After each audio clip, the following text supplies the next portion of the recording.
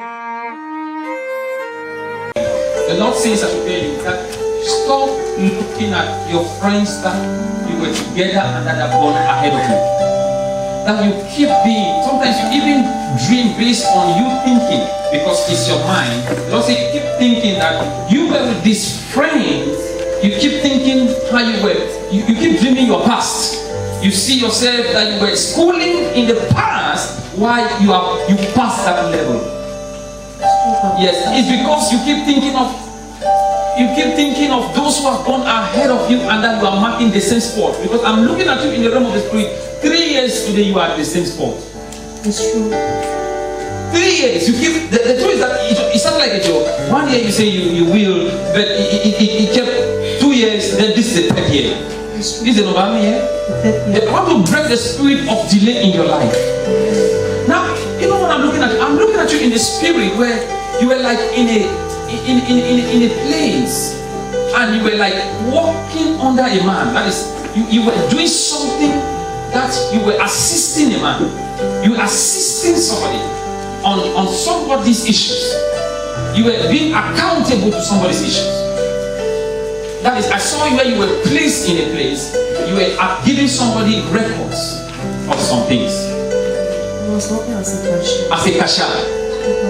Under a woman or a man? A man. Then now the issue is, it turned out to be something you don't like. It turned out to be an issue. So please, I'm sent to break the garment of delay. That's all. God bless you. We thank the Lord for this day. And I want us to remain connected. Just remain focused. Remain in that God, that abide in that God that has granted us successes. And abide in that God that has been faithful. That God that has been healing us, has been keeping us, has been providing, has been showing us so much love that we don't deserve. Amen? Amen. So let's abide in that God and get tuned to His Spirit, what He has to say for today. And the plan and whatever He has for us. Amen? Amen. As far as our day of today is concerned, and I say this. Amen? Amen. Now,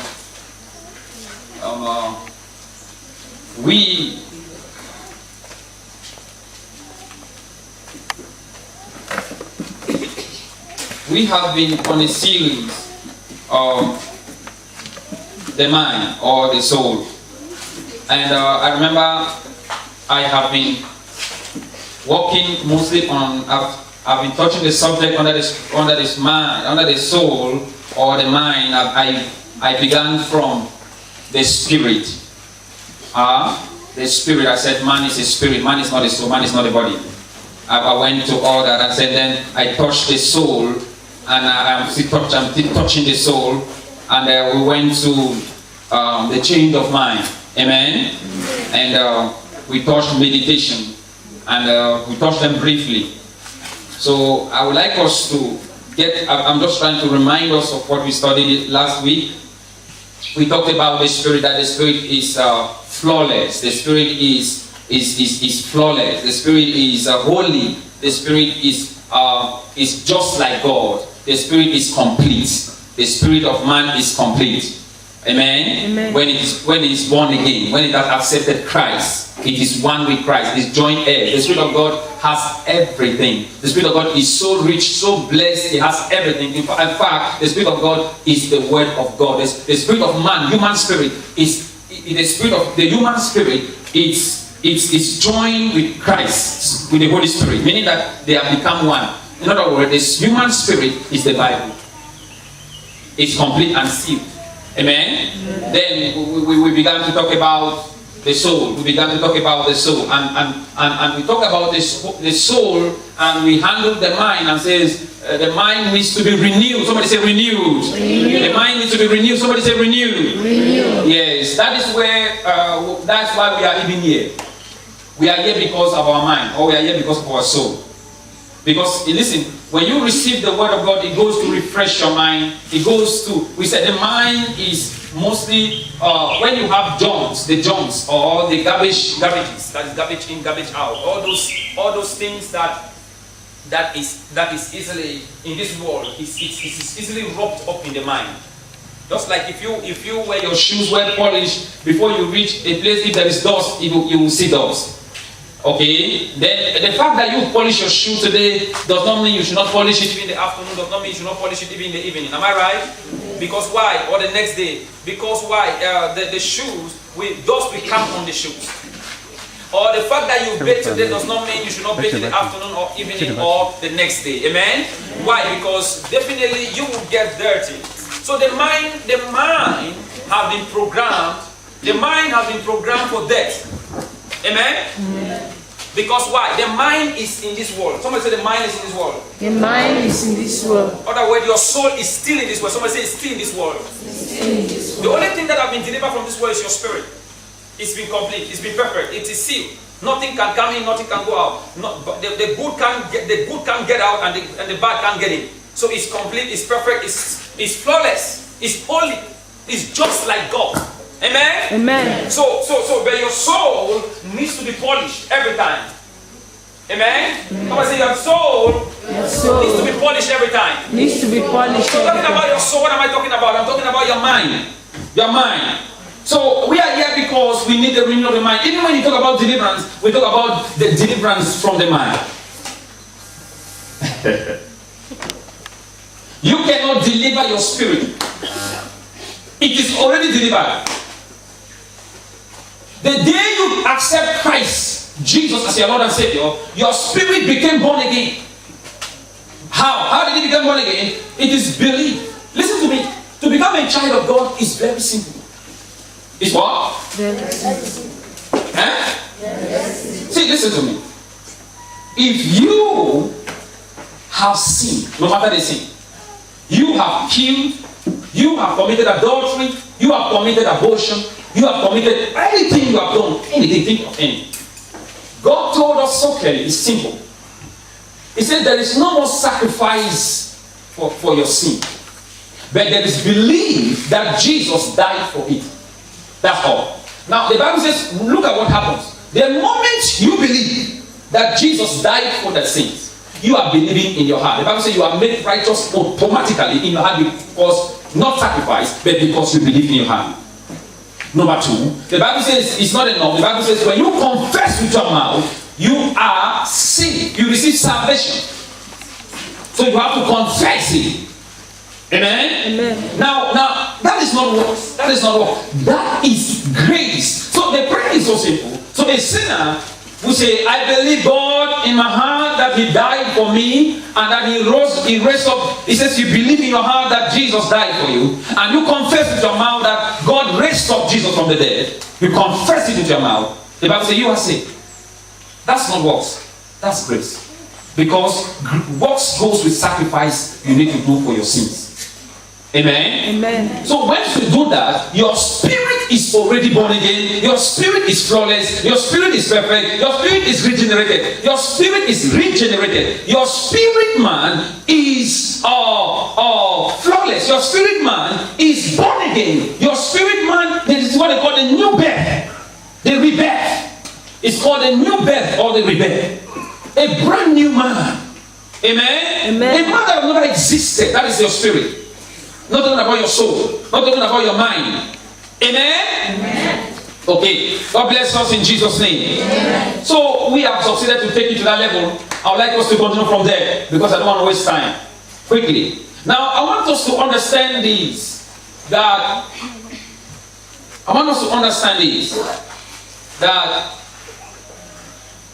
the fact that I tell you something like this. I told you something. I said, what you don't think about, you can't be tempted. You can't be tempted of what you don't think about. For example, if you don't think about stealing, you can steal.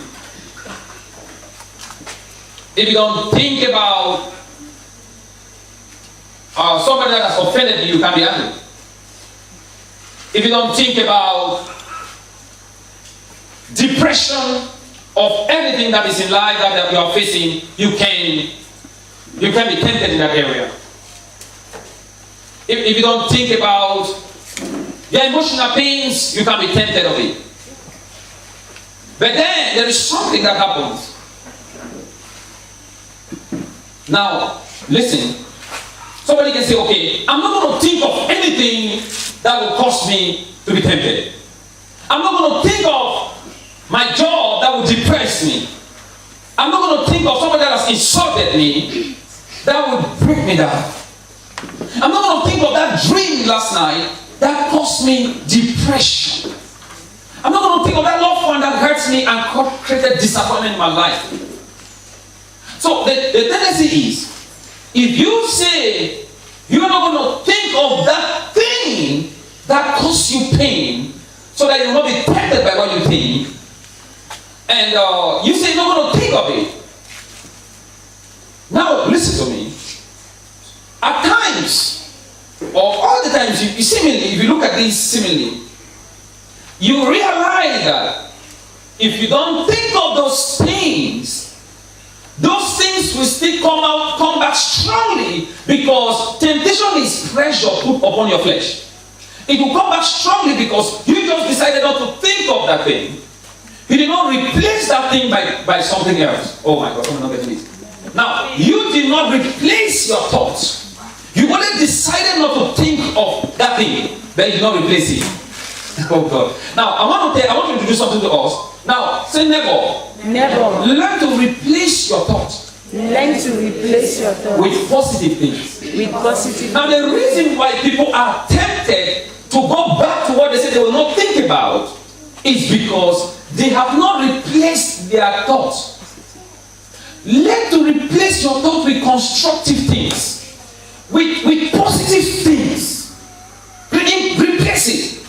You are just like, for example, you are just like when you say you won't think of something, you are not going to think of that thing that will stress you.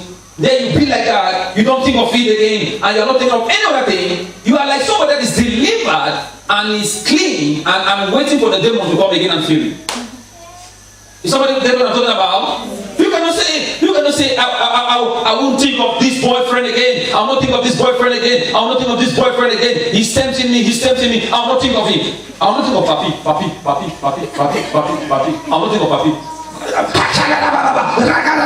Papi, in the name of God, I don't want papi again. I don't want papi. You know papi. Papi is coming again. I don't want papi. Hey, let's go to Mary. I don't want Mary. Now the truth of the matter is, you are just saying you don't want papi or you don't want Mary because you heard man of God is teaching that don't think of those things. You don't be tempted, you don't think of it. Look at what happened. What happened is it's still coming. It's pumping you because it is a germ. Germ means rubbish. It's coming to your mind because your mind have not been replaced by a new thought. Oh, you got this. If you got this, it is so powerful. I'm telling you.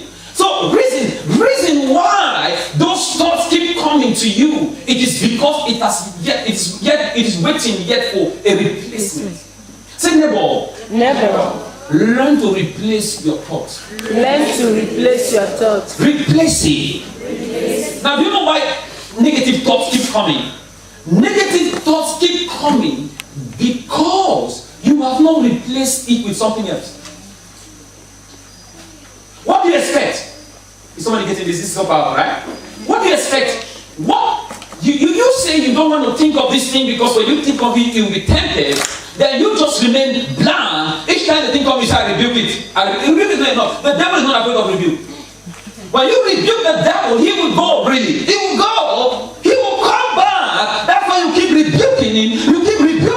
He's going and coming back. You keep rebuking him because you haven't replaced your thoughts. I want to say do replacement. Of your thoughts. So if the devil comes like you can replace it with anything. The devil comes like it's okay. The Bible calls him is Kenny. He comes to make you to remember your ex-boyfriend that you were before you believe right. How many of you know that we had a past? How many of you know that everybody had a past? You had an ex-boyfriend, you were in school, you were having that boyfriend, you were going through some issues in life. You had a boyfriend, you had a girlfriend, you had something. You had something. Your issue may not be somebody's issue. It may not be all the same. Your issue may be financial issues. Your issue may be temptation in your mind. The issue may be any kind of an issue. You have it. And if the issue is in your life, and you can replace it by God's own standard, God's own way. Look at God's word. He will teach you. The Holy Spirit will teach you how to replace the thoughts. You can replace it by asking the Holy Ghost to replace it by doing some beautiful things with that thought. Can I give you a wisdom? Can I give you the best way to replace things? You will shout in this one. You will be blessed. You will be amazed to hear this. Can I tell you? Yes. Temptation is all about taking shortcuts.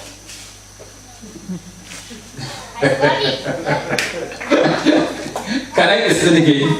Nobody not get it. Temptation is all about what? Taking Shortcut. For example, I want to have my boyfriend now a shortcut for marriage. I want to have my girlfriend now a shortcut. Okay. Jesus came down and he was at a mountain for fasting and praying. The devil comes and says, I will give you a shortcut. That's temptation. Shortcut is what? Worship me and I will give you the whole world. That's why he came, to take the whole world, to save salvation, right? Yes. To get the whole world. The shortcut was what? Worship me. Worship me. I thought somebody would catch this. So when you begin to think of stealing money, it's a shortcut. When you begin to think of maybe pornography, those are what we get used today, masturbation, all those things that are very simple. It's a shortcut for marriage. It's a shortcut. There are many things that can excite you in God. I'm telling you, you have not just found out. The Bible says, in my presence there is pleasure forevermore. So the devil gives you temporal pleasure. It's a shortcut. Temporal pleasure is a shortcut. I thought somebody will catch this now. So those are shortcuts. The devil knows how to give somebody a short pleasure, a shortcut. So what do you need to do now? Replace all the shortcuts with everlasting cuts. I thought somebody would say big amen. I thought somebody would say big amen. So if the devil comes and talks about a boyfriend, talk to him about marriage. If the devil comes to talk about stealing money, hustling money, do by crook or by hook, anyhow, you can get the money, you tell him, God is going to give me a job that is just shortcut. Devil, shut up. You replace it by start thinking about the beautiful company you're going to work. Maybe it's United Nations. You got it. So we need to learn how to deal with the devil, because this is the real deliverance in the word of God. Because if you don't know this thing, like the man of God say, fire 10 times, you have bad like me, you will not see it. I never seen when they slap somebody until the hair disappears.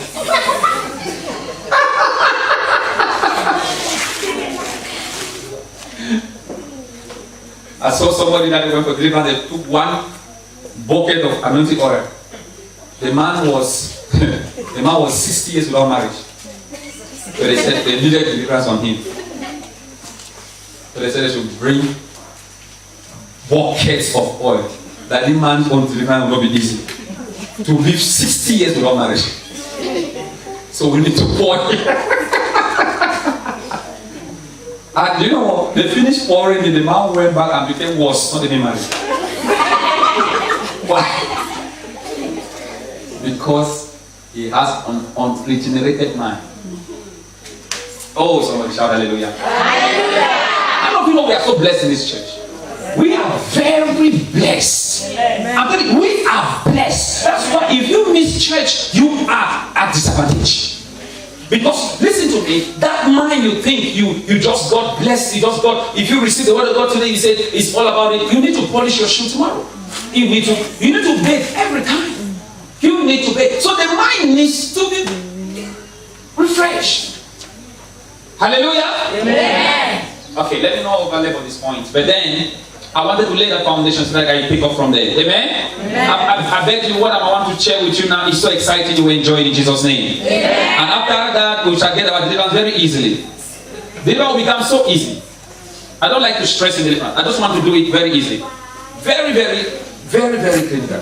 Just so beautiful. As I just lift up my hands, it begins to happen. As I open my mouth, prophecy begins to flow. As I just begin to make like that, things begin to happen.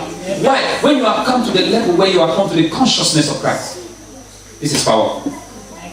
I prophesy. You are going back home with a miracle. You are going back home with a testimony. You are going back home with double favor. Hallelujah. Can we get to the word of God? Let's go to our first reading. Let's go to our first reading. I don't know where we start from now, but then let me just begin from something. I'll be very, very brief then. Let's go to Romans. So what I want to tell you today, I want to handle to you. Now I want to tell you that, look at this, follow me carefully. Somebody say, the word of God, is very instructive. It's very instructive. What did I just say?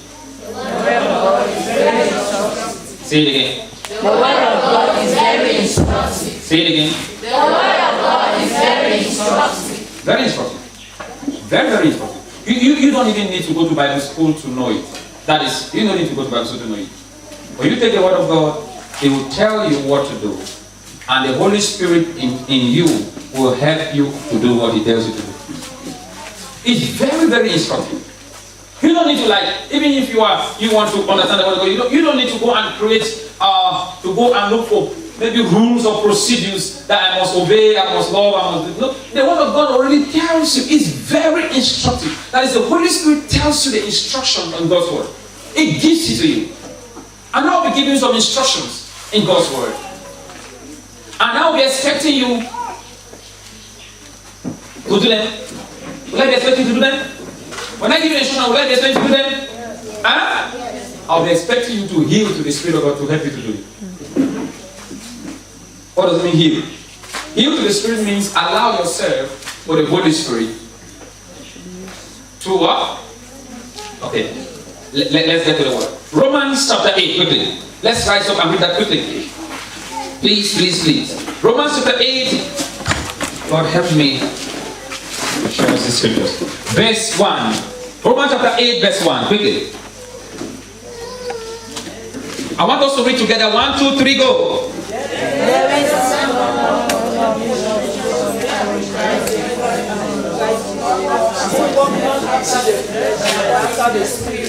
Thank you.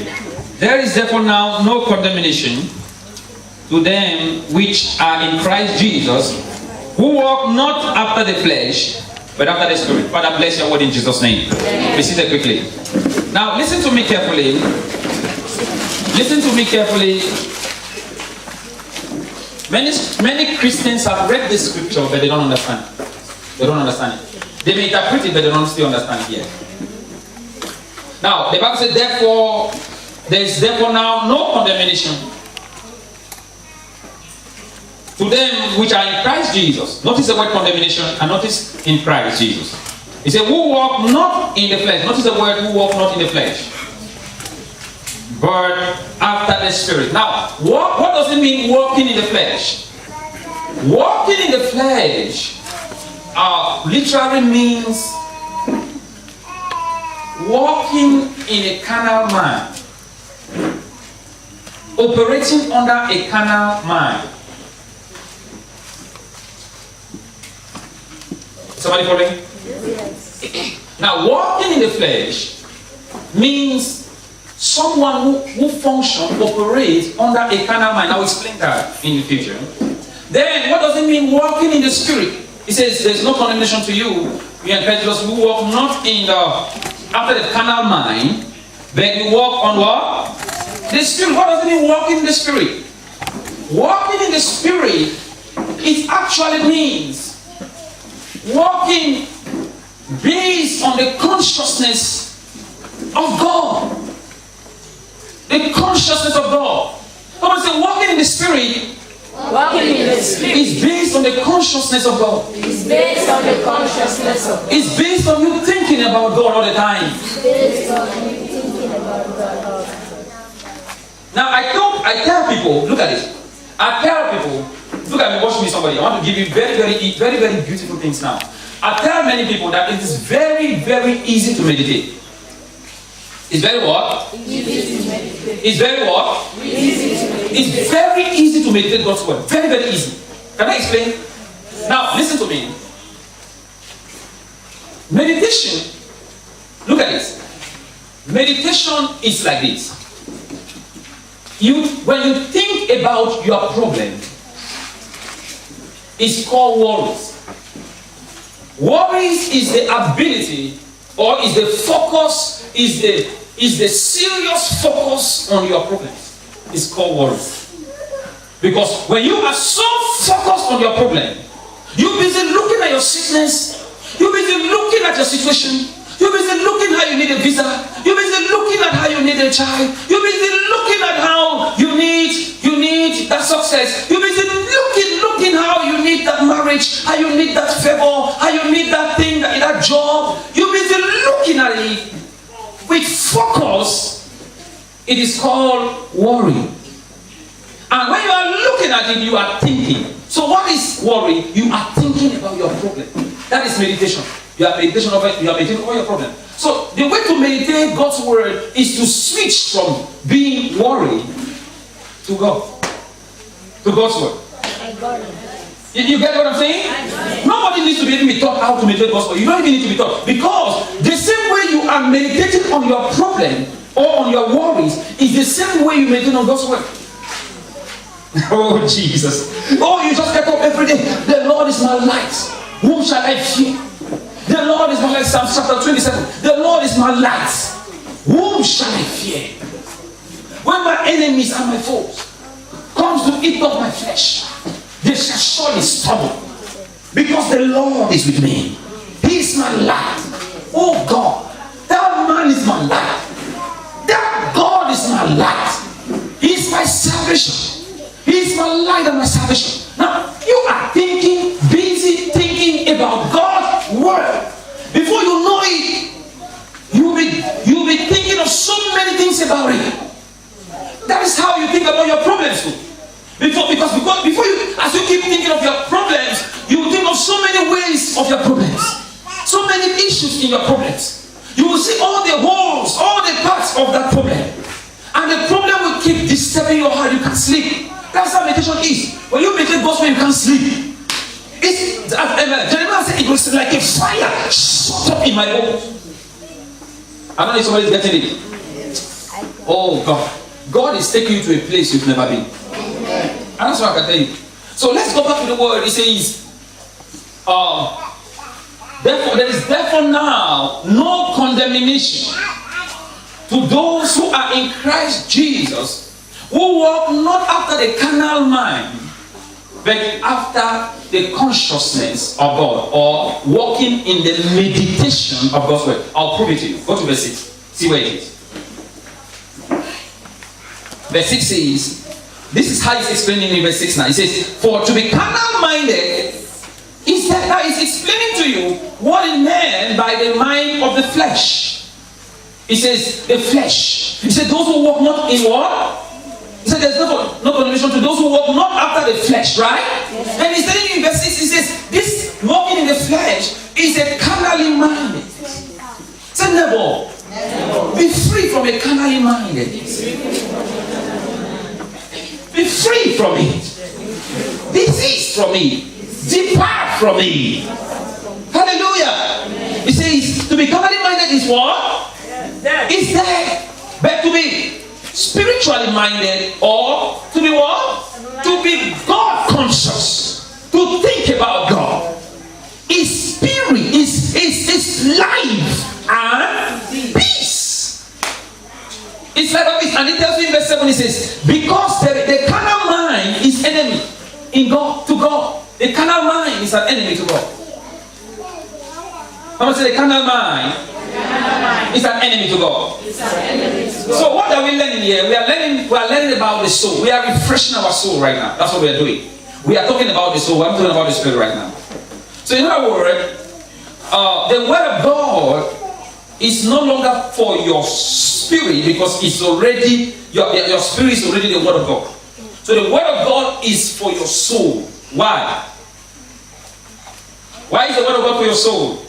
Romans chapter 1, verse 2 precisely. I don't want to waste time.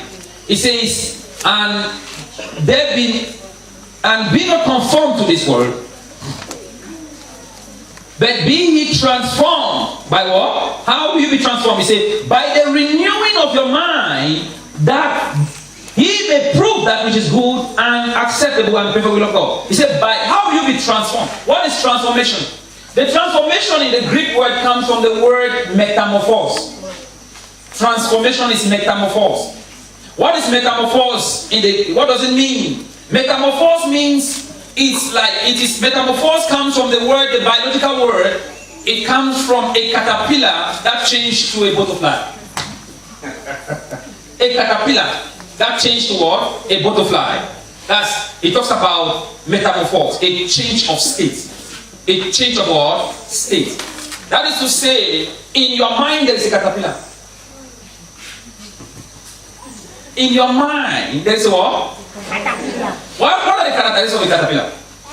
A caterpillar stinks. A caterpillar is dangerous. And a caterpillar is dangerous when it cannot fly. It's just down there. And it's slow, delay, everything. You keep people in your heart to remain there. You say, I hate you. As long as you hate this person, you cannot move forward in your life. Until you forgive this person, you cannot move forward. The person will imprison you, you remain there. So there is a caterpillar in the mind. That's why Jesus said, the word of God says in Romans chapter 7, Romans chapter 8 verse 7, it says, the carnal mind is an enemy to God. Why? Because it's a caterpillar. It stings, it bites, it deletes, everything hinders. He said, but be transformed. In other words, be a butterfly. Be changed. By what? By the renewing of your mind. So, in other words, change does not mean how many times you change your dress.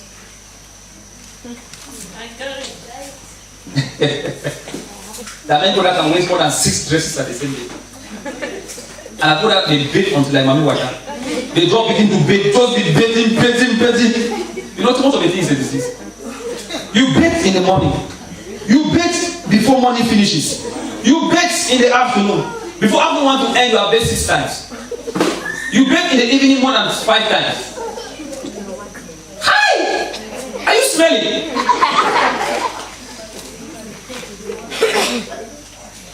The Lord said, whether you bathe as you bathe. This is the issue. Someone touch this. This is what? This is what? I'm not saying that you should not bathe. I'm not saying that everything that is in the excess, it becomes a sin. As a matter of fact, it becomes an addiction. You just enter your mind. If you are not paid up to 6 times a day, you sit beside somebody, you are smelling. You're even touching yourself while you're smelling.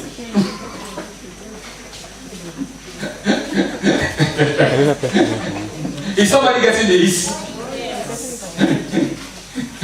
Am I communicating to somebody? Oh yes. May God deliver your mind. Amen. My God deliver your mind. Amen. My God deliver your mind. Amen. Say change is in the mind. That's why I keep telling people that if I can succeed to change your mind, then I can change your lifestyle. I can change your life. What? If I can change your mind, I can change your life.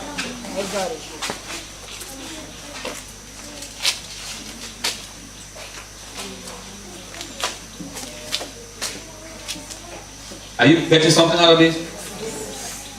Are you getting something out of this? Now, I want to be very, very fast in this. Now I want to go to a level. I want to talk about. I've too much talk about a carnal mind. I want to talk about the unstable mind. The unstable mind. Somebody say the unstable mind. I want us to go to James. James chapter 1. Let me begin from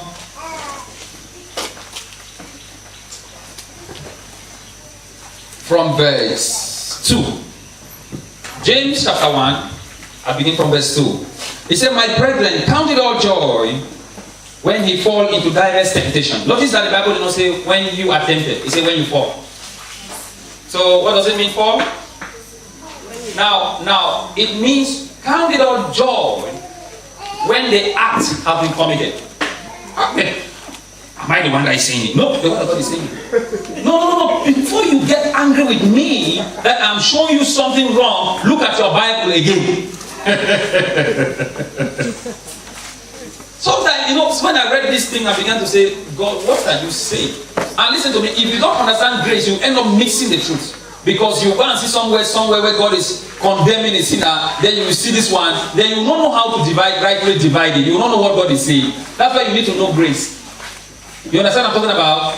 If not, you end up confusing that why should God say I'll punish him? Then why did God say I will now that I should be joyful when I fall into temptations?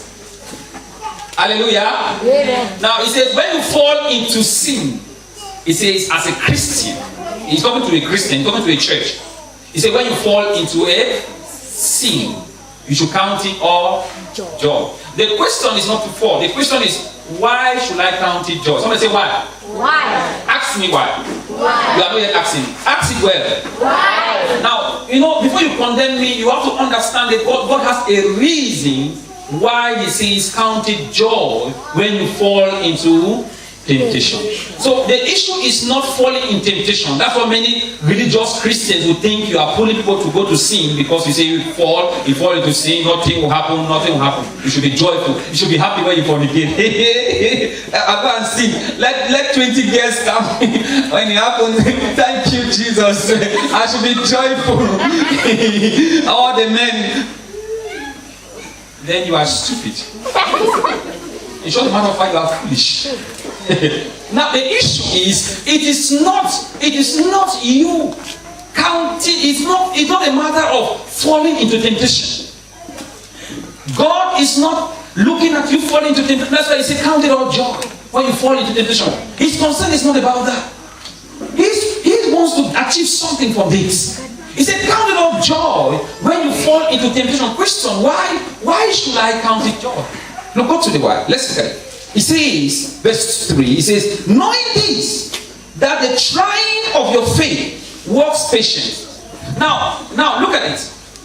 He said the reason why you should count it all joy when you fall into that sin, that mess, that pit, that nasty thing you never wanted to do it, that mess, that thing, and whatever is in your life. Some of us were already thinking of something else. We think about maybe sex, fornication.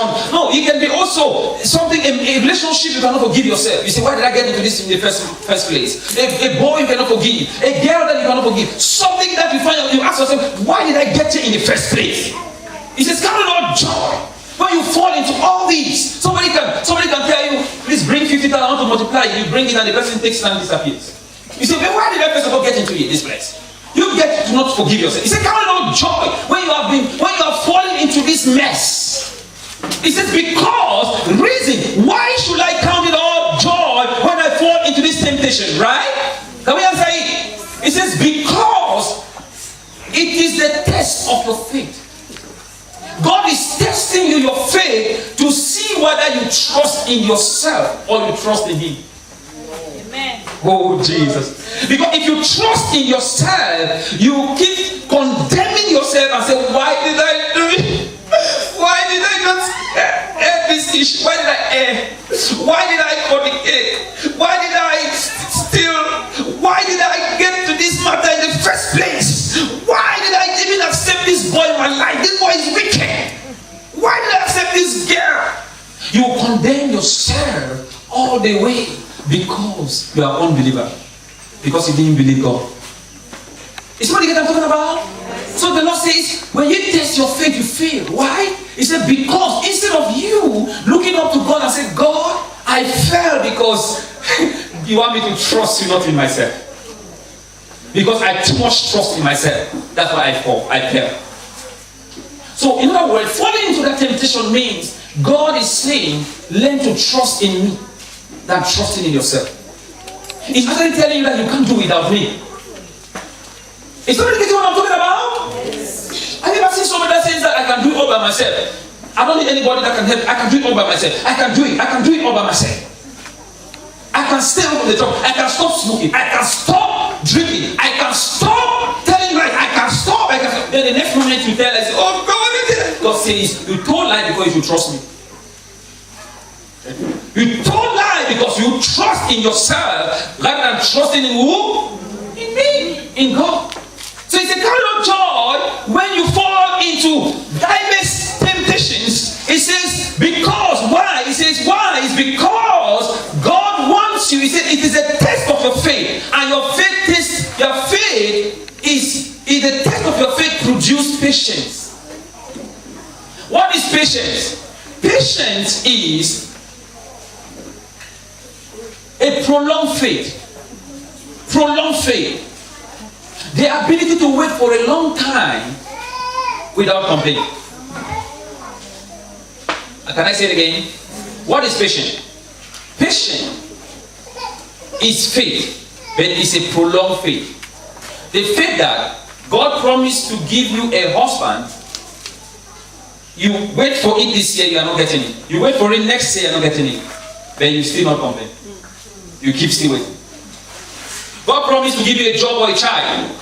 He promised to give you a success. You keep waiting for it, you are not seeing it. People are condemning God, complaining, but you remain stable, confessing God's word. You are not complaining. You come to church. Man of God promised that he's going to pray for you today, but he doesn't pray for you. You go home, you don't complain. But you know what? People that are impatient, you know what? I don't know how to draw my mouth very well. Please, God, help me to learn it. And some people know how to make it end by love. Man of God said, want to see me to prophesy. I came, no prophecy. He will see my food today, fine. If you don't come, God will replace your child. Listen to me. God is not a respecter. If you came, man of God says you came, you come, you may talk, man of God called you, but God called you. Amen. No matter how you see it, no matter how you put it, God called you. Now you are getting it, right? So what is patience? Patience is prolonged faith. It's a faith that is being put on a field. That a field is like a farm. It's a faith that is being put on a field. And the faith is being put on the field, does not give up for a long time. The faith is called for the abundance, but it is not yet provided, maybe 1 year, 2 years. The faith is still put there. The faith does not give up. The faith is still there. It produces result. Amen. I prophesy. You are receiving that kind of a faith. Amen. Now verse 3, let me continue. It says, why? We are still finding out why should I not...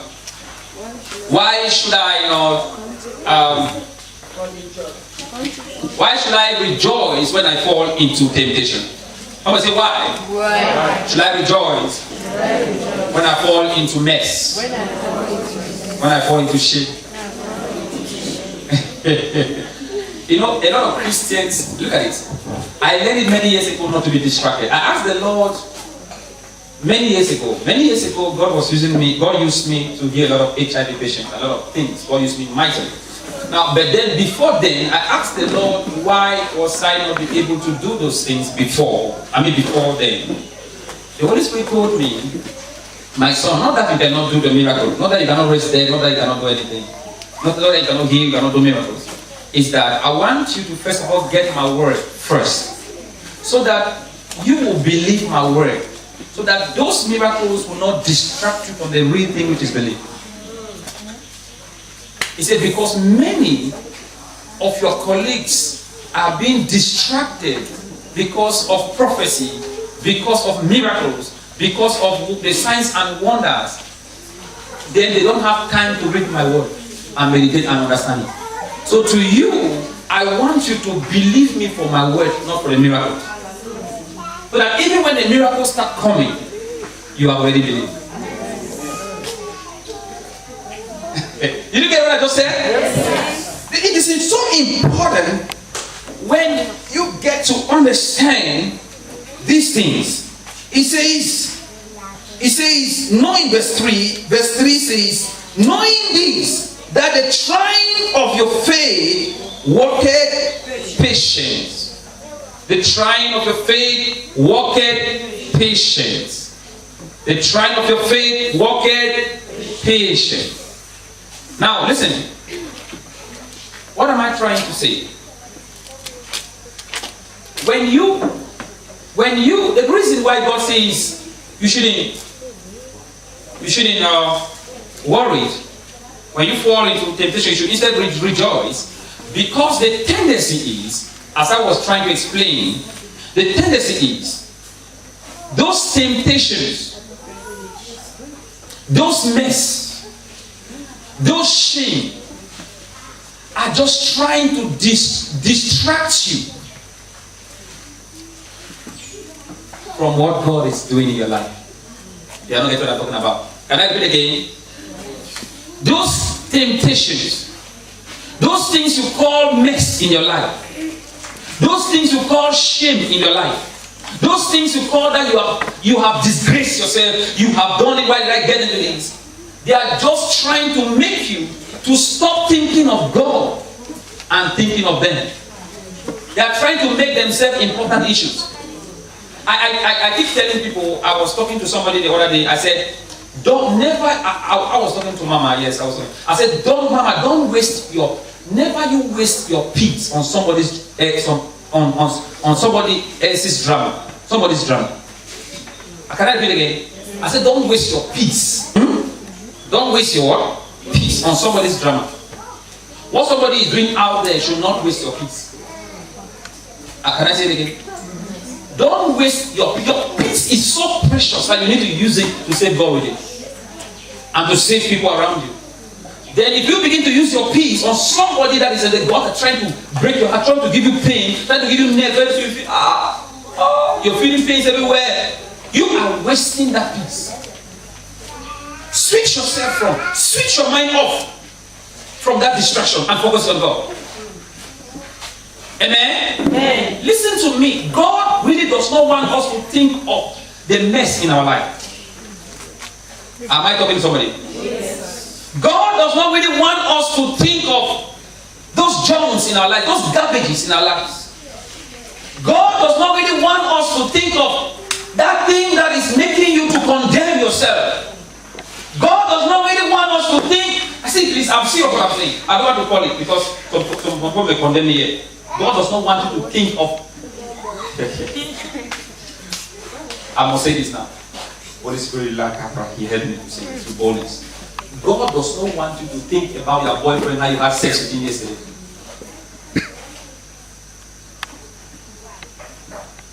Because it's a distraction from you being, for you thinking about God. Because the more the enemy knows that when you think about God, your boyfriend will receive a letter from you and say, I'm sorry, I've decided to serve God.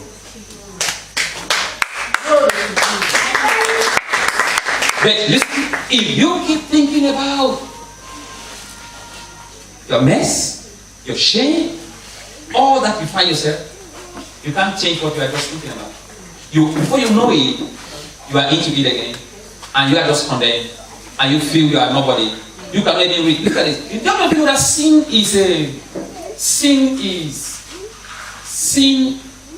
When you sin, you can't think straight. How do you know that sin makes you not to think straight? When you sin, you can't think straight. You be confused. Sin brings confusion. You can't think straight. Because you are full of guilt. You are ashamed of yourself. You are full of mess. You can't even meditate because you feel like before you get there, God has condemned you already. Am I telling somebody? Oh, yes. When you sin, you can't think straight. You'll be thinking of what? You'll be thinking of You are a mess. How you can pray? God will not hear you. You even feel like, how can I? Why should I even pray? You'll be so condemned of yourself. And when you are condemned of yourself, meaning that you're busy thinking about your problems than thinking about God. Is that true, right? So now we find out why the Lord says rejoice when you fall into that mess, that shame, that sin. Say rejoice. Because it's a test of your faith. Am I talking to somebody? Yes. Because God wants you to overcome that word condemnation, that guilt by you rejoice and say, Father, I thank you because you just let me not to trust on myself. You just taught me not to trust on myself. You just taught Audrey not to trust in himself. You know, the other day, one time like that, I put my program to pray the whole night. I was just like, I wanted to have an all night. I just wanted to spend time with God. Before I know it, I got up at 11 a.m. I said, God, I'm angry with this. I should have prayed the whole night and get up. The Lord said, rejoice. You trusted in yourself. Trust in me. I said, what? So you trusted in yourself. If you would have prayed, what would you have done with it? I said, I would have felt more anointed. I would have felt. He said, that's why your problem is. You say you are self-righteous. Say, trust me. So I said, God, I repent. I repented from what's repent? I repented means change of mind. I changed my mind and I thought of something possible. And I flourished. If look at the tendency is, if I remain at that position, I'll keep thinking of it. I'll become so sad and angry with myself, guilty, condemned, and I can't move forward. Until you remove guilt, condemnation, you can't move forward. Please, are you getting what I'm saying? These are very powerful things in your life. Whether you can run again and say, I'm going to discipline myself, I'm going to punish myself, what did I do?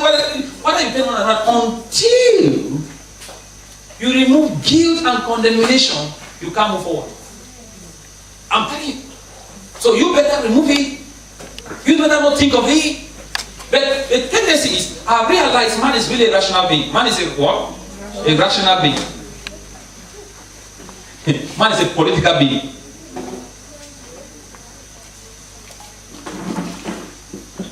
Man can reason. I even realized, even my little daughter, one time I saw her, El Shaddai, I saw her like this. 2 years. I said, a child is thinking, what are you thinking, eh? 2 years.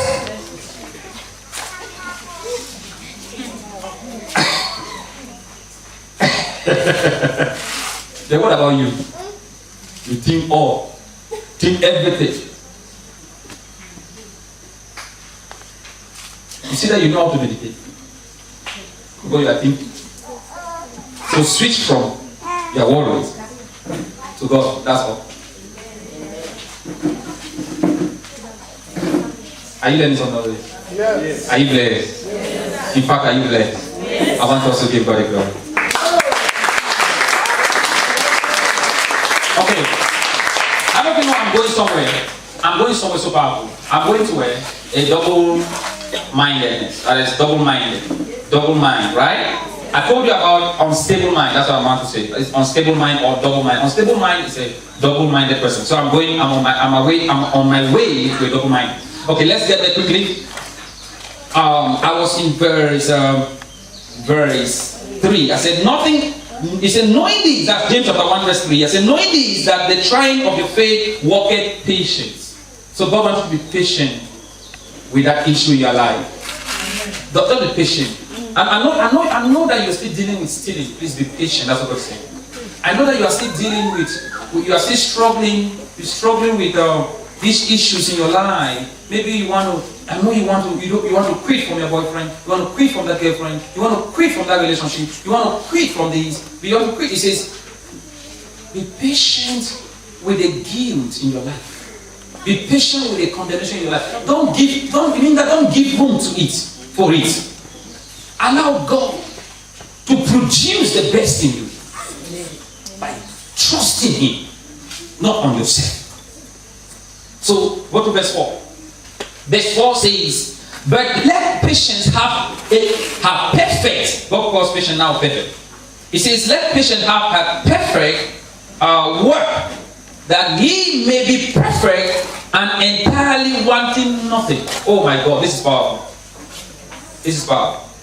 So the Bible is saying, it said, let patience have her perfect work in you, until you will entirely wanting nothing. Meaning that until you realize that all that you are looking for God to do for you, or you are looking for yourself to have it for yourself, the Lord says, you realize with this patience, you realize that you entirely want nothing. Question: what does it mean you entirely want nothing? It means that when you are focused with God in patience, you realize that you want nothing from God. Why? Because you have everything. Okay. When you begin to understand patience, patience is like you asking God for an American citizen, or you asking God for a job, you asking God for a husband, you asking God for a child. There are things in your life that God, when you ask God, God is keeping it for you, but not from you. Patience is like God keeping something for you, not from you. For you means that I am keeping this thing for you, but it's your own. And when you have grown up, I'm going to give what is for you. But if I keep it from you, it means I'm not going to give you. So there are many things you are asking the Lord to give you. He has just kept it for you. Because you cannot keep it. Because if He gives you, the devil will have snatched it from you. Because you are not mature. Thank you. So please, you get to understand these things. The Lord says you should be patient in all this. Let's go to verse 5 quickly. Verse 5 says, if any of you lack wisdom, this is my focus now. If any of you do what? Lack wisdom, let him ask of God, that giveth to all men liberally and upbraideth not, and it shall be given him. Verse 6, he says, let him ask in faith. Oh my God. Let him ask how? In faith. How should I ask? In faith. How should I ask? In faith. Now, let's describe faith. Let's describe it. He says, nothing wavering. Nothing wavering. He says, for he that wavereth is like a wave of the sea, driven with the wind and tossed. Verse 7. What is Paul telling James here? What is Paul saying? Let's continue. Verse 7. He said, for let not that man think that he shall receive anything of the Lord. Verse 8. What's Paul saying? Let's find out. Verse 8. He says, a double-minded man is unstable in all his ways. Let's go find out. We want to find out. Verse 9. He said, let the brother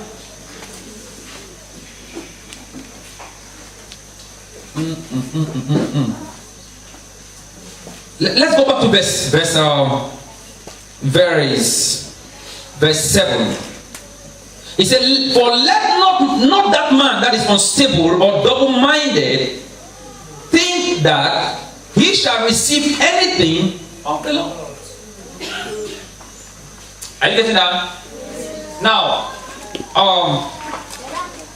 talking about unstable mind. Somebody say unstable mind. Unstable mind. Or a wavered mind. It comes from the word wave. Wave. Wave like in the sea. Where there is, water is floating and storming this way and tossing this way and tossing that way. That's wave. It comes from the word wave. Wavered. Or unstable mind. Somebody say wavered. Or unstable mind. Now, the Lord said, if you have this mind, don't even think that when you ask God, you will receive what you ask. Meaning that when you are unstable, you cannot receive anything you ask God. Question: why do you keep asking God and you've not received what you ask? Is it God's plan that you should not receive what you ask? No. So the Lord is telling us here that the issue is we are unstable in our ways. And what is unstable is your mind. You are not stable in your mind. And here the request is, he said, if you lack wisdom. So the prayer topic there was wisdom. If you lack wisdom, he says, how should you ask? He said, ask me by faith. So we really know how we should ask God for something now. He says, ask me by faith. Then he's defining faith. He says, faith is the absence of you being unstable. Is somebody getting that? I got it. It's what? Unstable. In the absence of being unstable. Meaning faith is stability. Faith is not when you are wavered. He says, anybody that asks me wisdom should ask me with faith. With faith. And now listen to me. He says, if you ask me with an unstable mind, don't even think that you'll ever receive it. Meaning that when you ask God something, God does not expect you to see. That's what he's saying. Because faith means unseen. Am I getting it? And the tendency is, when you don't see what you ask, you doubt. You are unstable in your mind. You change your mind. God, I've been asking this thing, you're not giving me. I've been asking for a job. I've been asking for a marriage. I've been asking for a house. I've been asking for money. I've been asking for a child. I've been asking for that visa. I've been asking. So your mind is what? It's unstable. It's wavered. God said it is like water, that sea, that is toasted. It's toasted. The Bible said, let that kind of a person not expect that you can ever receive what you ask. Question. What does it mean? They call me, I am an unstable Christian. Unstable Christian is the Christian that will be in this church today. Tomorrow we follow another prophet and we say this prophet is more than this one.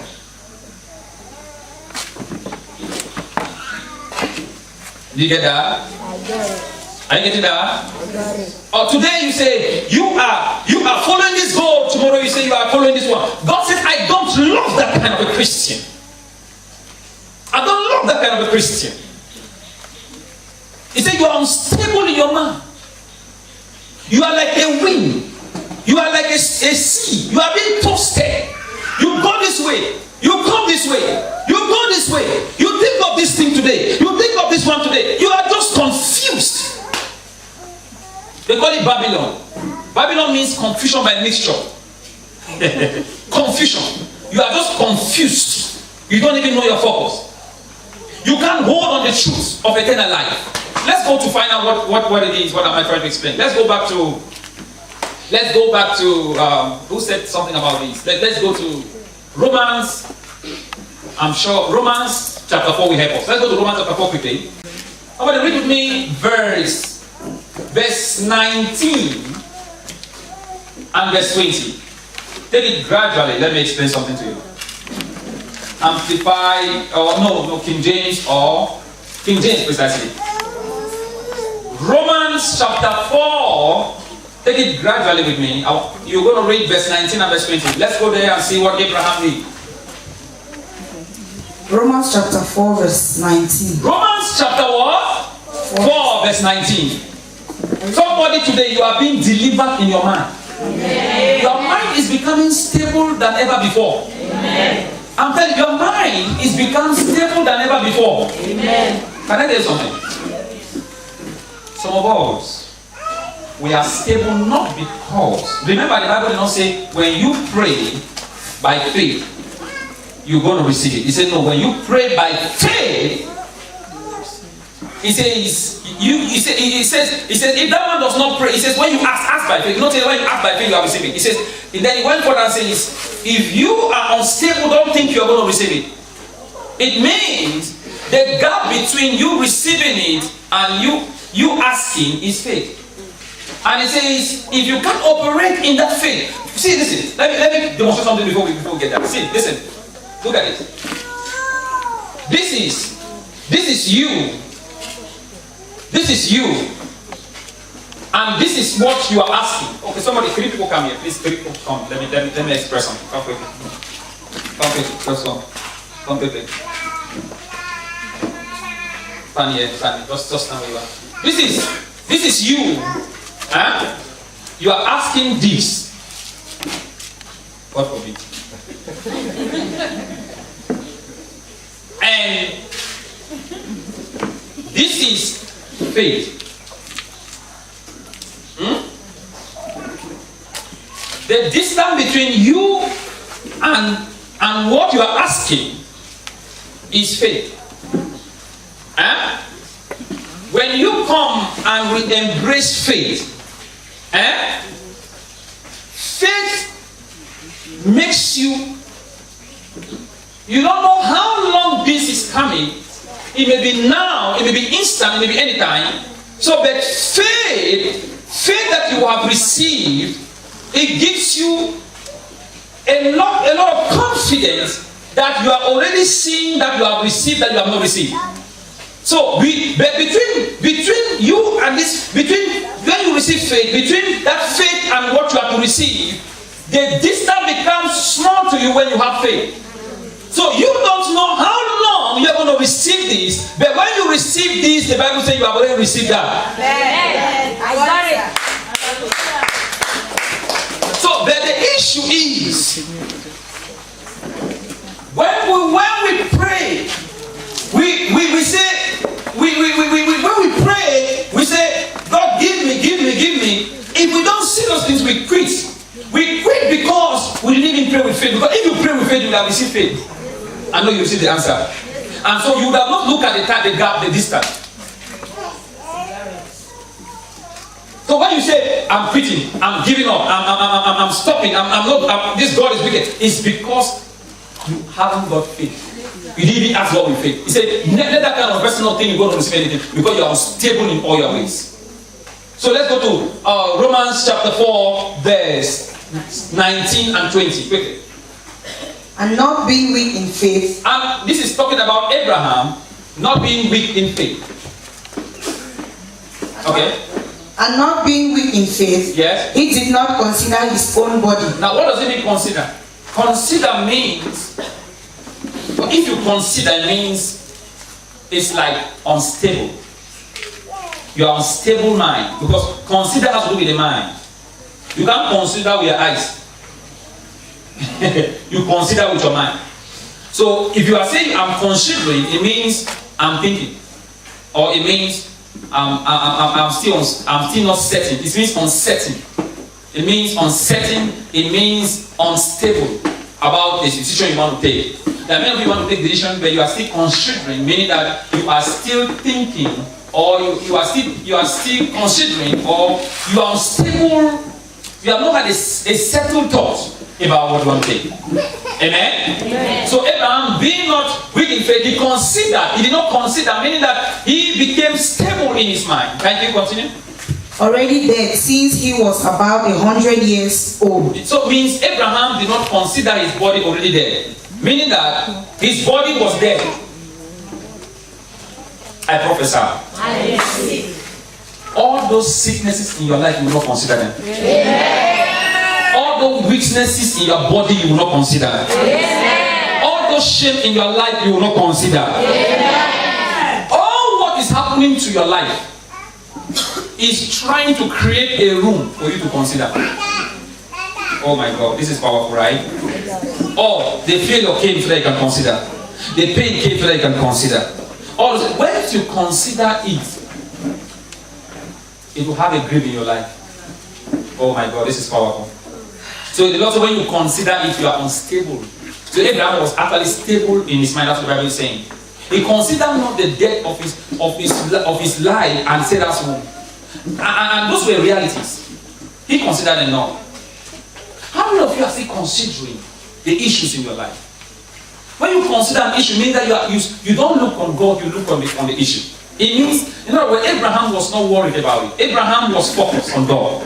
So if you are considering on something, it means you have actually removed your mind from God. Because when you look at God, you cannot consider. But when you look at the issue, you consider. Am I talking to somebody? Proceed quickly.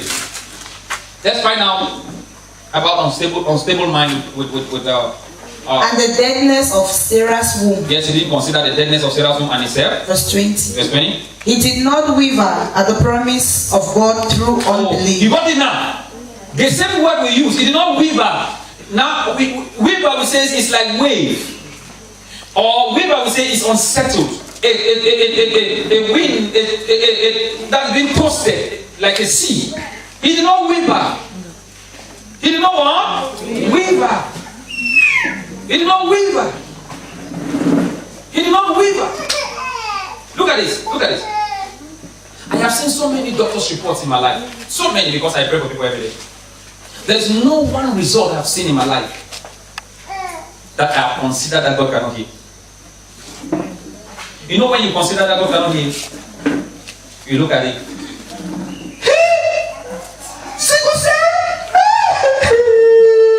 You know, some of you know how to cry. Let me explain. The doctor give you a result. Miscarriage. Or you see blood.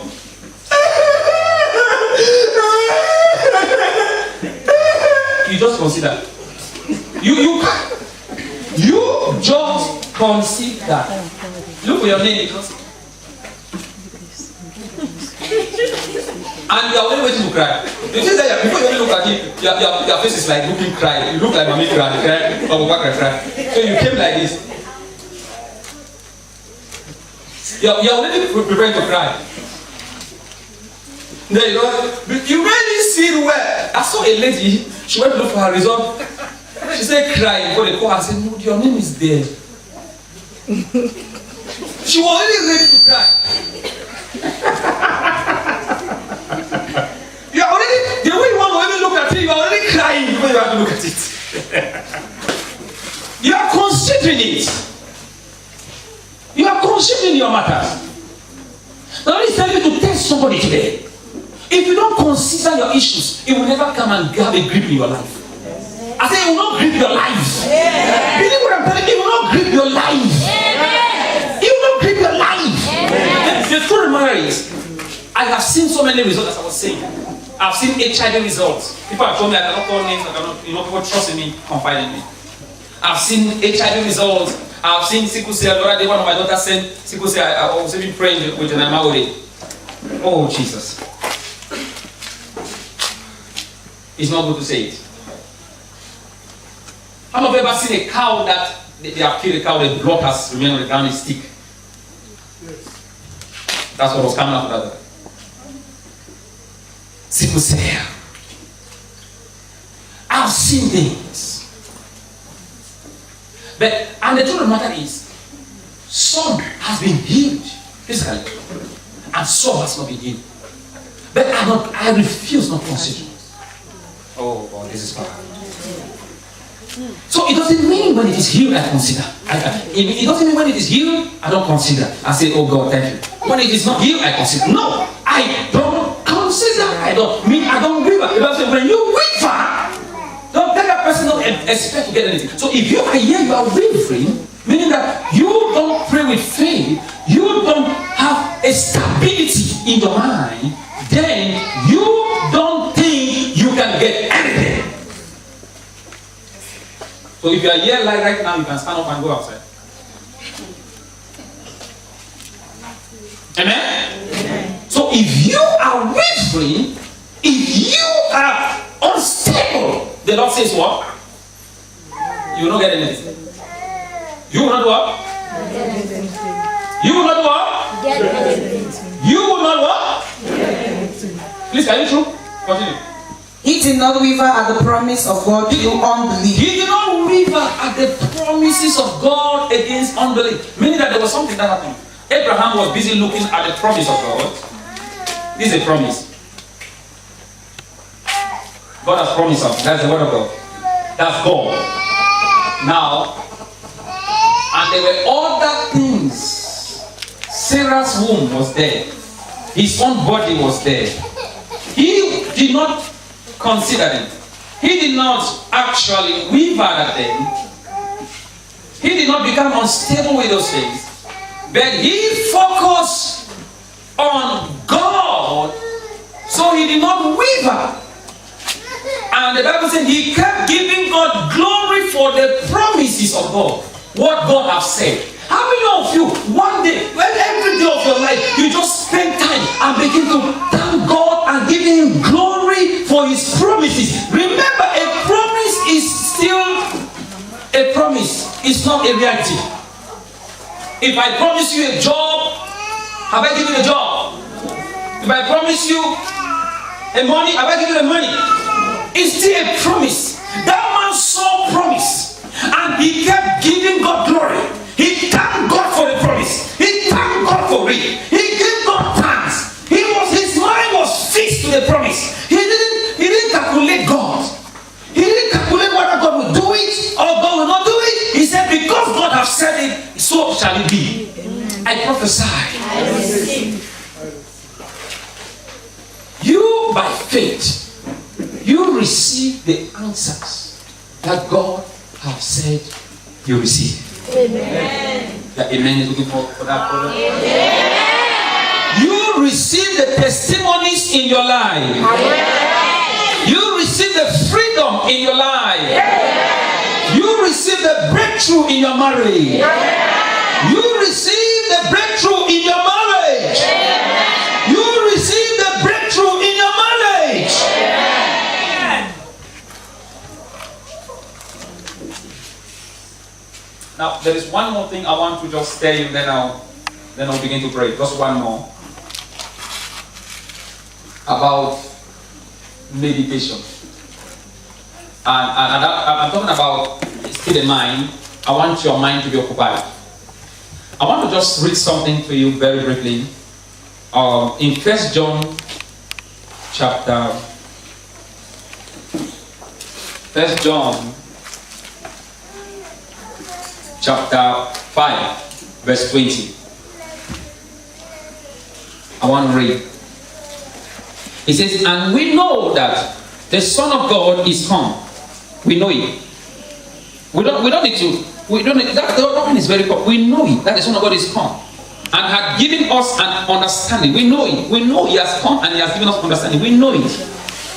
That we may know him that is true, and we are in him. I know what God says I am. That's the first. I am what God says I am. That is another word. I know who God says I am. I know who God says I am. Are you following that? I am what God says I am, meaning that you are looking at what the word of God says about you. You are looking at the word of God says you have eternal life. You know it. You are looking at the word of God says you are healed. You know it. I know what God says I am. I know it. Meaning that you are looking at God says you are delivered. You are looking at it. You know it. You are looking at God says you are blessed. You are looking at it and you know it. You even say amen. You know it. So you say, I know what God says I am. But the realm that many Christians are not operating under is the one that says, I know who I am. I know who God says I am. But they know what God says they are. What is what they know from the word. Who God says, I know who I am, or who God says I am. I know who I am, meaning you know who you are in Christ Jesus. Now it is the same way to say you re-echoing what God says you are, or who God says you are. Okay, let me round up with this. I wanted to get us to this mindset. This mindset, the mindset I wanted to establish is the word that many Christians are not fellowshipping with God. Many Christians are not fellowshipping with God. The scripture does right to you say that I know that we know that God is within us. That's what he's saying. We know that God is with us. We know God. Meaning we know that God is with us. But what we don't know that we are in God. So when you know that you are in God, what you are saying, you are coming to the level of fellowship. Okay, what do I mean to say? Now, the reason why many Christians are not able to be strong in God and to have a good result in God, it is because they don't take the word of God as a fellowship. God wants his word to operate at a level in our life as a fellowship. For example, what does it mean, fellowship? For example, the word of God says, is in the Bible, it says, I am the light of the world. It says, Jesus has said, we are the light of the world. Amen? Amen. Now, that is what I know. That's what God says I am. What he said I am. But it's not who I am yet.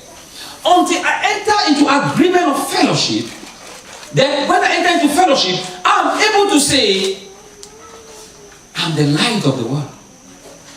I'm the light of this world. I'm the light of this world. So when you come to that place, it's a place where the Bible says, you are fellowshipping with God. You are having a relationship with God.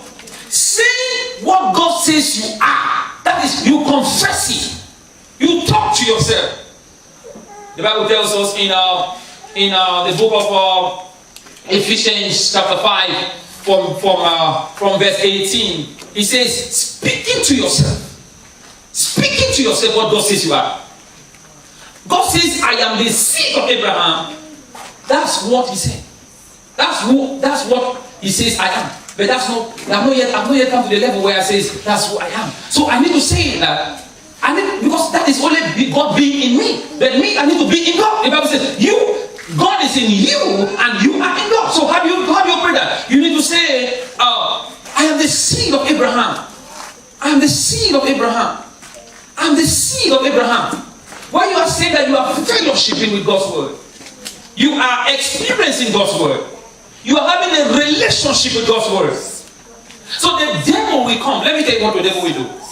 I want to run over this. The devil will come and tell you, you are a sinner. You are a sinner. He will hold those things in your life and say, you are a sinner. You are a sinner. Now what will save you from that is fellowship with the word of God. Oh my God, you know what I'm talking about. I got it. I am the righteousness of God. You begin to talk to yourself, I am the righteousness of God. I am the righteousness of God. I am the righteousness of God. So many Christians, they don't know how to talk the word of God back to themselves. So when you open your Bible, now you read it. The Lord is my shepherd, I shall not want. He makes me to lie down in green pastures. That when you read all that, it is just who you. It is just what God says you are. It is not who you are. It is only who you are. When you begin to say the Lord is my shepherd, you say it, you believe it that God is in you and you are in him. You begin to say, I am in you, I am in you, I am in you. I am the he says God is the Lord is my shepherd. So the Lord is my shepherd. What does a shepherd do? What does a shepherd do? He says, the Lord is my shepherd. He provides for me. He provides all my needs. You begin to talk, you overcome by fellowship. Oh my God, someone know that. You overcome by what? Fellowship. You overcome temptations by fellowship. Don't allow any other second thoughts over you. There are many words in God's word that we have not yet fellowship with it. Because all we know is to read it. All we know is to just meditation. It is deeper than just thinking about. You saying it. You repeat what God says. You are putting yourself in God. God says, by his stripes yes, you are healed. That's what you know. But you are not healed yet. You need to believe it, and when you believe it, you need to say, I am healed. I am healed. I am healed. I am in God, and God is in me, and I'm in Him. So I am healed. I am already healed. I'm already healed. You will say it until you believe it in your heart. You are fellowship with God. That's Christianity. That's fellowship. You cannot say fellowship is two-sided issue, two ways. You cannot say God says I'm healed. You say amen. You are blessed, amen. You read it, you close your Bible and go. The whole day in your workplace, you are not thinking of anything. Is somebody that I'm talking about? That's how Christians live their life. They read the Bible. They read it. They go home. They go to workplace. The whole day, what are you thinking? What are you thinking? You think about the work, you think about everything. You go home, what are you thinking? I know what you are hearing right now. When you go back home, what are you thinking? You go anywhere, what are you thinking? There is no fellowship. There is no fellowship. Why? Because you. Corinthians chapter 13, the last verse says that it says communion with the Holy Ghost, meaning that communion comes with the word koinonia, fellowship, intimacy. Keep talking, two-sided issue. What is in your mind? What are you thinking about? What do you say to yourself? So the word of God is not for your Bible, it's for you to keep saying it to yourself. Thank you.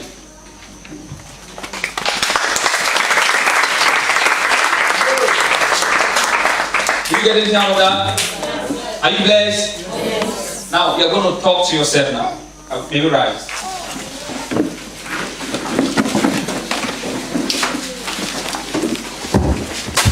Oh my God. Look at that doctor's report, what he says. Look at that operation. Look at that blood issue in your blood. They may have said HIV. They may have said you cannot carry HIV. Look at that, even that dream report. That dream is coming to your life every time. That dream, what is that dream saying? That dream is busy telling you that you have spiritual husband. That dream is busy telling you that there is no hope. That dream is busy telling you many things in your life. Look at it. Tell that dream. Tell that dream. Tell that what? That dream. Tell that sickness. Tell every issue in your life the word of God. That's what I want to hear. Tell it. In the name of Jesus, I am delivered. I am free. I am delivered. My mind is delivered. But there's one prayer I want us to pray. Oh God, change my mind to love you. Oh God, change my mind. Pray it with all your heart, with all your prayer. Oh God, change my mind. Change my mind to love you. Open your mouth and pray. Regadavasha, Ragadogadavahiga Brahikataya, Legadozi Brahikatade Zadadosh, Regadekete Legede, Magebrosi Brahikata Legede, Regadoshi Kabohikata Legede, Magodogodogo, Legede, Madosikate, Mandelegede Brosikate, Ragose Brohikate, Lagosekete, Ragabosekete, Lagosekete Legede, La Brosi Broshikata, Lagadekete, Lagose Brosikate, Lagadekete, Lagosekete, Lagosekete, Mandalere Boshalabalabalaba, Legada Brahigata, Laga Brahikato, Legadekete, Lazodo Brosi, Brahigata Brahikete, Lagosekete Legede, Mando le Brosikata, Yada Brahikata, Rago de Brosekete Legede. Worship the Lord, tell him, Father, change my mind to love you. Change my mind to love you. Oh, Vilekete Brosibrahikatadu, Lagosa Brahikata Legede, Ragado Sekote Brahikata Legede, Ra de.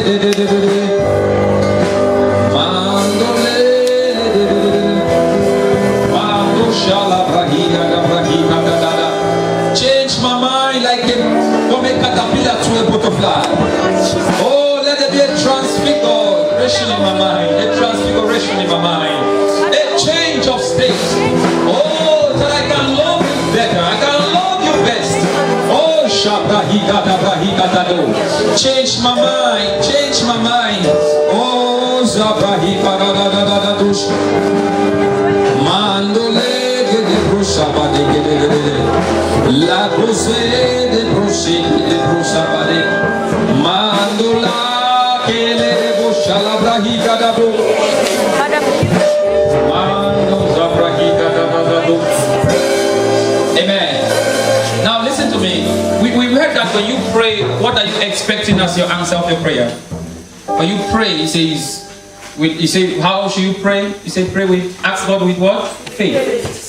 So he says, when you don't do that, you say, let that man never expect that he will ever receive answer of anything he prays. Oh, Jesus. I want you to ask God for your deliverance today with faith. Amen. Anything. Go before the Lord and cry out today. Father, I ask you. Say, Father, I ask you with faith. Go ahead and pray. Call the name of the things. Pray with all the heart. Go before the Lord. Whether you kneel down, whether you're crying, whether you're praying, you came with an issue. You have an issue. You came with an issue. Go before the Lord and pray. I'm telling you, ask him with faith. I'm telling you, faith does not doubt. Faith does not complain. Faith is ready for God to move. Faith is a miracle already. Faith is an answer already. Faith is already a breakthrough. Mando she de brosi brahika da brahika do. Mando se broshi ke de brohia da brahika. Mago de brosi da madege de. Amen. You know what the Lord is just telling me? Look at what the Lord is just telling me. The Lord is telling me from heaven right now. He's telling me, look at what he's saying. He's in me. And he's telling me right from heaven. He said that song, my people don't know that the greatest miracle in their life is their faith.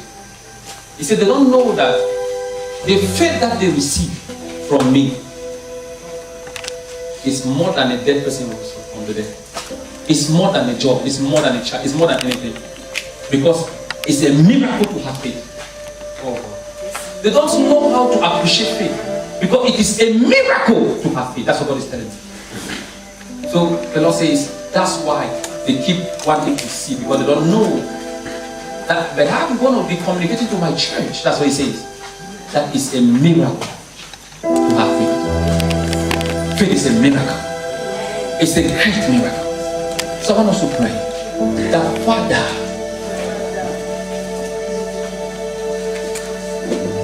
deal with everything that is wavering my faith, that is making my faith unstable, and let me operate in that faith you talk about. Open your mouth and pray. Open your mouth and pray. Take away every weaving of unbelief, every weaving of my faith, everything that is causing me left and right.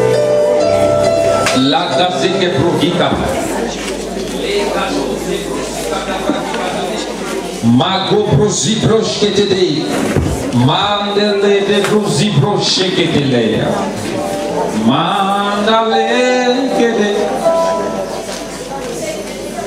mandala bashala bahika taba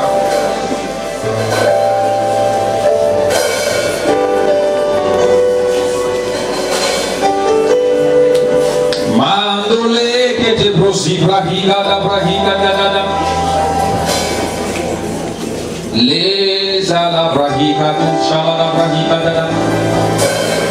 people are getting the anointing. I'm telling you, don't wait for it, just take it, receive it, it's already there. If you wait for it, then you don't have faith. I'm telling you, go before the Lord and tell him, oh God, deal with everything that is wavering my faith, everything that is making my faith unsettled, every wave, every storm of my faith.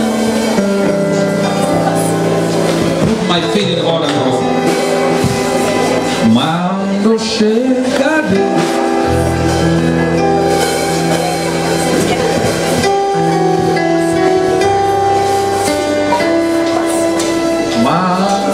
Please, can we sit down? Let us sit down quickly. Thank you. With your hands to Jesus. La sola brahisa la bush. Aina na brahika la la. Mandole zaluda brahisa. La gozara brahishkura. You are faithful. You are faithful. Worship the Lord, join me to worship the Lord. Just say, Father, I worship you, I bless you. You are faithful. You are faithful. Oh, Shalabrakita. You are faithful. Oh, Shalabrakita. You are faithful. You are faithful. Oh, I give you praise. I give you praise. I give you praise. I give you praise. La do do rosi prashkede. La da de de de de de de. Mando ze rosi patabra sekede. La zona prashkede. Please, where is your baby's father? Hold it.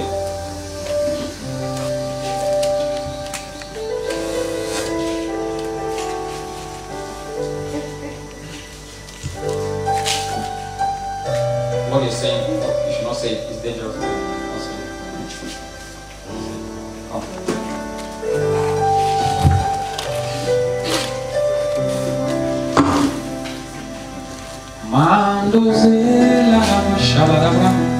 Please give her a chair, let us see. I'm going to come.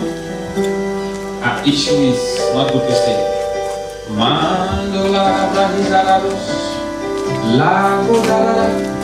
Please, the Lord says I should pray for you.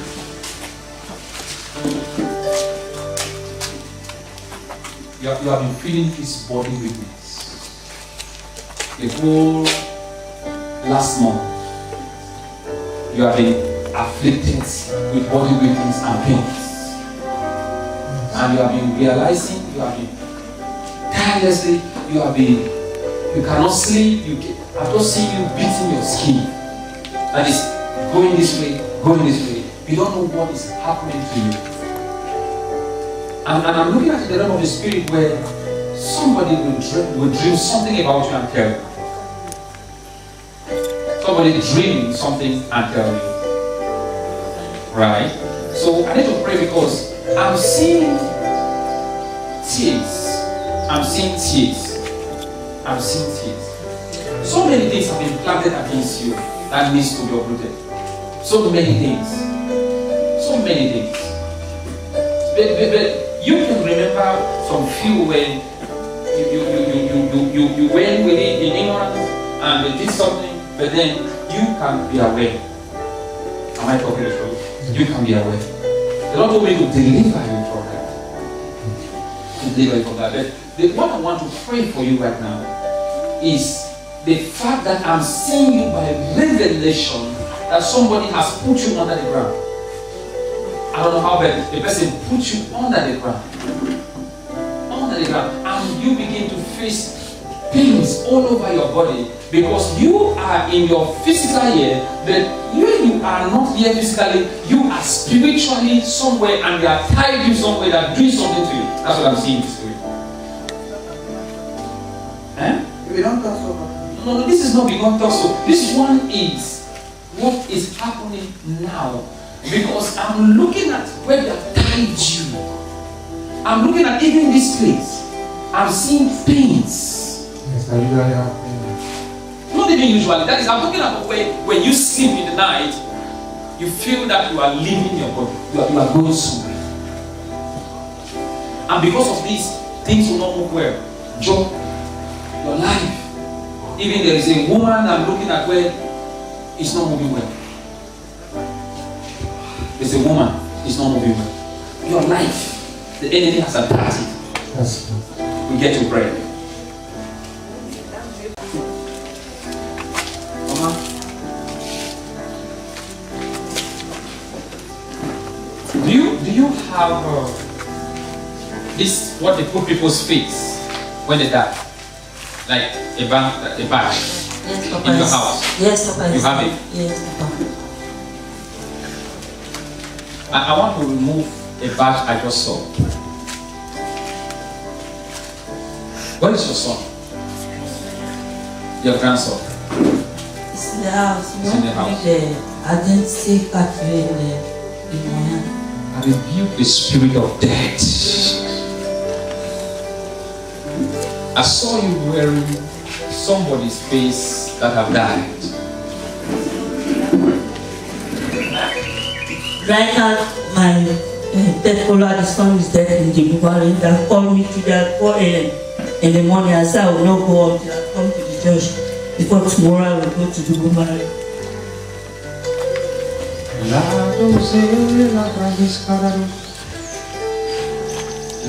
Wave your hands to Jesus.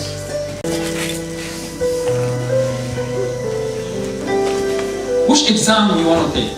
Which exam that you are? I see an exam before you, you are afraid to take it. I see an exam before you, you are afraid to take the exams. Yes, you are going to take it this year coming and you are afraid. And now you are thinking of where you will school. It's your mom that is mostly carrying the cross of thoughts about that. But then you are thinking of what mom will decide where you should school. Elle comprend pas. Ok, comprends maman. Elle ne comprend pas. Yes, Papa. Elle dit qu'elle ne You want me comprend to pas. continue school? He said, no, have a guy stop for you and look for a small then. Huh? Stop and look for small. Must stop for the for school small. fees, may learn different things and take care of your sister. You have to go to school. Huh? No, don't go to school because it's not God's way we should not go to school. You should go to school. Thank God God brought me to this issue now. Because you would have stayed in the house, I'm seeing you would have stayed. And your mother was already accepting. Your mother wants to use you for business. Because you are the one controlling that store and money. That's what Christ Which one is true? I've said many things. No, she's not going to school this year. She helped me to control store. Only you control store. As a businesswoman. Yes, Papa, it's true. I want her to make business. Great business. Yes, Papa.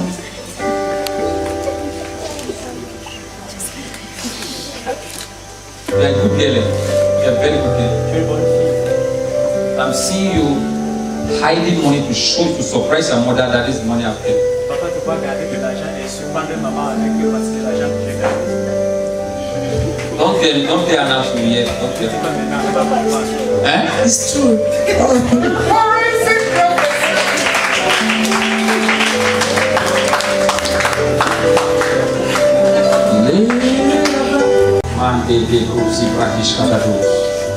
Thank you, Jesus Christ.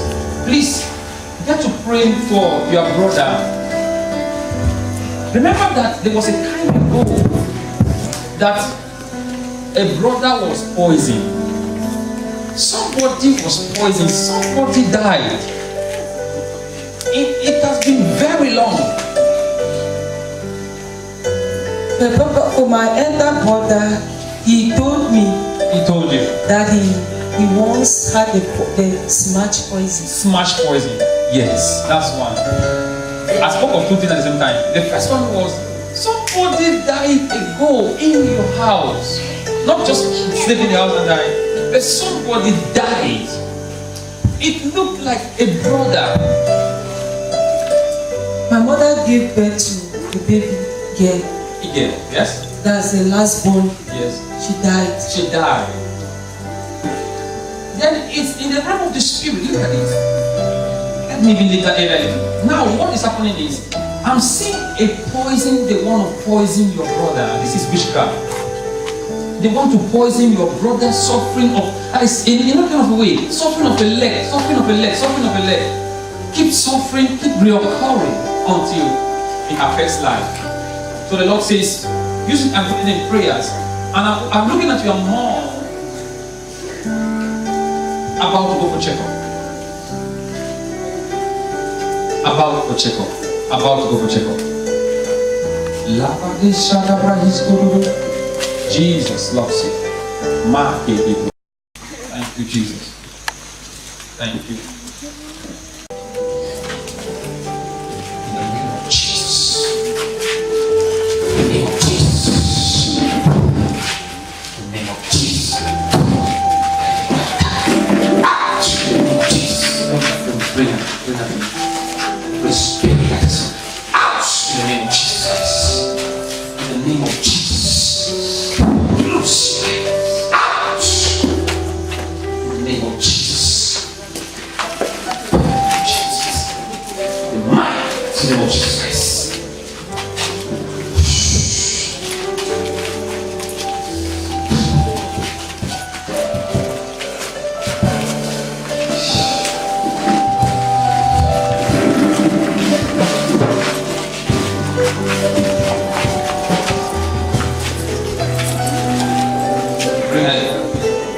This is the lady I was talking about sickness. Where's your doctor's report? Where's your home? My home. So what I was saying, was it true? About your health, that you are sick all the time. Yes. I know what is wrong with you. But it's private. Please, you have to connect to God. But just keep in mind it's what it's connected to your blood. You know about it.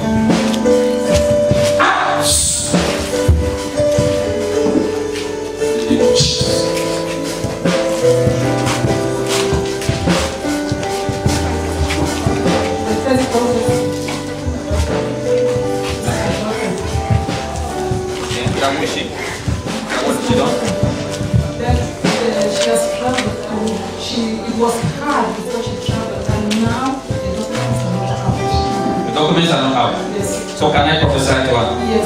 Father, in the name of Jesus, she traveled and the documents are not out. I decree by the Holy Spirit, under this anointing and under this grace, that by the unction of the Holy Ghost, that documents that were not out, they come out today. Now, and that she will hear good news. And the mother will rest. We have a peace over this matter. And that there will be a great celebration. In Jesus' name. Thank you. Put your hand in the side pain, please. I decree healing over your body. I decree freedom from any witchcraft spirit. In the name of Jesus Christ. I pray for you. Receive your God. Receive the testimony. Peace. My God, I pray in the name of Jesus Christ. Loose her completely. Let her receive that testimony over her life. I cancel the spirit of death. Receive the anointing of the Holy Ghost. Be touched by the Holy Ghost. Be blessed by the Holy Ghost. In the name of Jesus Christ. Be blessed by the Holy Ghost. Your family, your brother, I cancel the spirit of death. In the name of Jesus Christ. I cancel oppression over your life. Let your misfortune end to the glory of God. Blessings in your life. Amen. Bring up. Please, somebody will tell you. Because there was one time that you were trying to look for money. Somebody was encouraging you to look for money to travel. There was one time, but then I'm looking at where your place God has said for you to travel. Amen. Yes, God has said for you to travel. Amen. God has said for you to travel. Amen. Please be careful. There is a man that will want to put you in trouble. God will deliver you from that. God will save you. The person is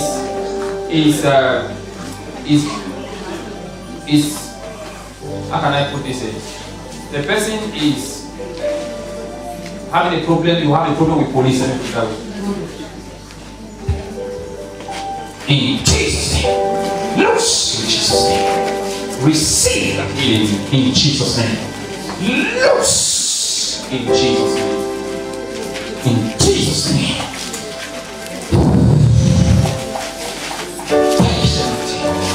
That gift of God. Thank you, Jesus, for this opportunity to pray for you. I pray for that gifts that God has put in your life. I pray they begin to make hold in your life, they begin to manifest. In the name of Jesus. Let it manifest, let it manifest, let it manifest. Let the word God has put in manifest. In Jesus' name. Next we go to the woman tomorrow that my cousin, my auntie's name. Wants to 4 years boy this morning. 24 years boy that guy. Yes, Papa. That guy went. They called me at 4 a.m. this 4 a.m. this morning. morning that he died. And God is telling you about that. That you put something on your chest. Yes, Papa. Worship the Lord. Worship the Lord. Let's go to the You are awesome.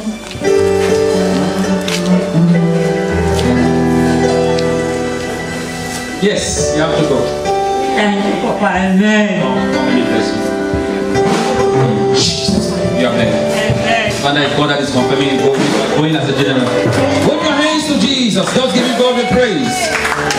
Are you blessed? Then give God a big shout and a glory.